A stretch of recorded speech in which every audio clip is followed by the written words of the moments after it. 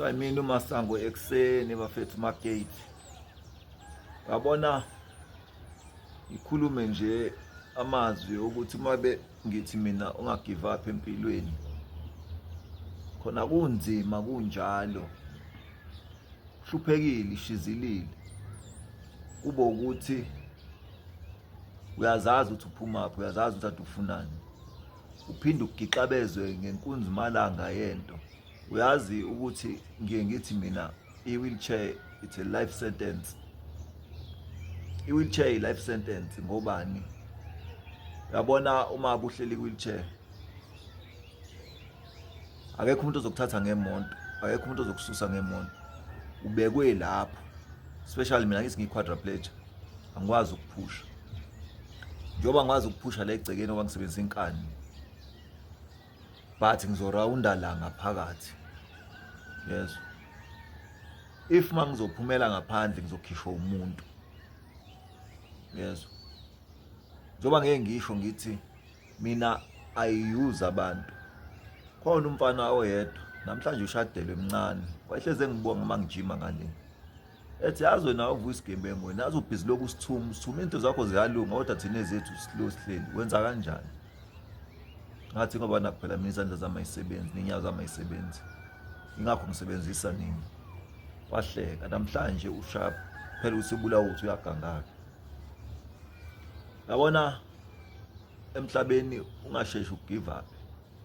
Ungakaliboni ikusasa lakho ukuthi liyapi nawe. But akulula. Yabona i-life sentence yami le ngihleli kuyona.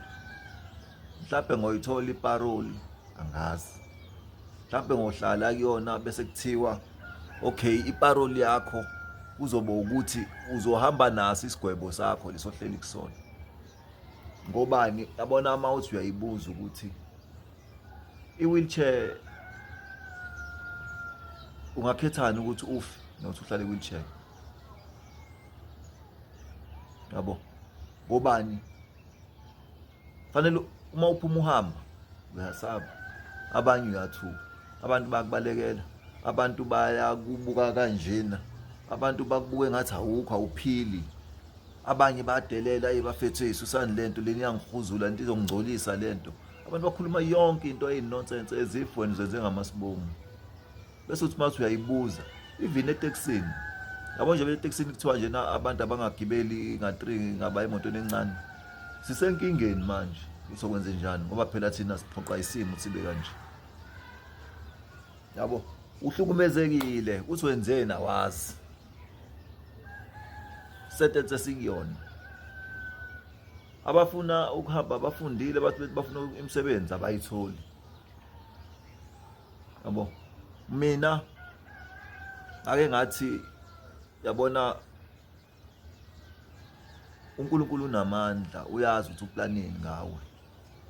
Wangihlalisa ku-wheelchair kanzima wangiphuca impilo amade sengithi ngiyayiqala ngishizilelile sethi ngiyanyuka ngiyasebenza ngishapha.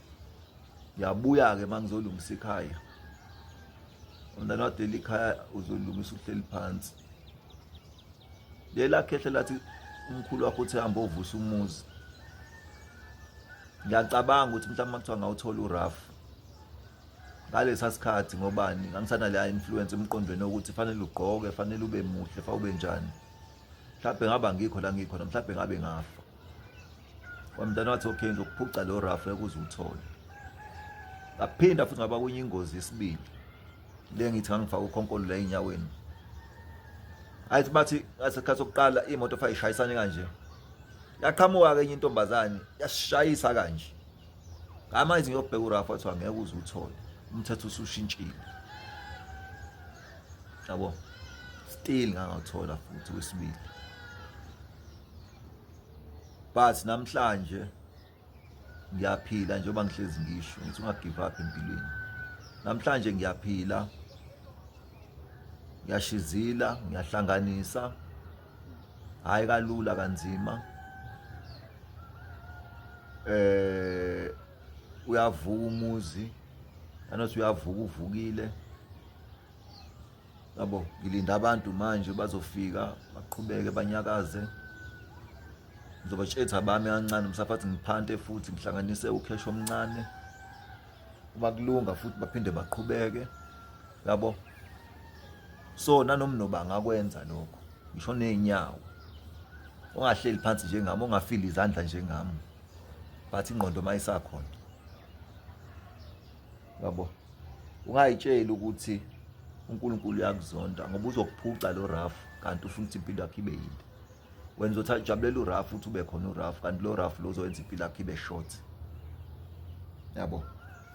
Ngoba ngamayithi ngithi ngiyathola ukuthi yindaba pho mina kwenzeka nje omunye umuntu laba abasizayo wathi kuthiwa uyodla ithukuthuku zakho.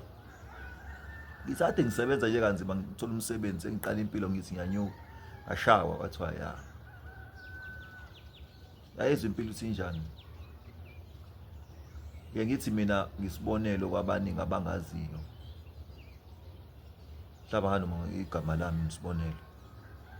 Kodwa bayazi abahlala nami. Siyakhuluma strong. Anenze njalo ningifollowishe ningilike sharp bafethu.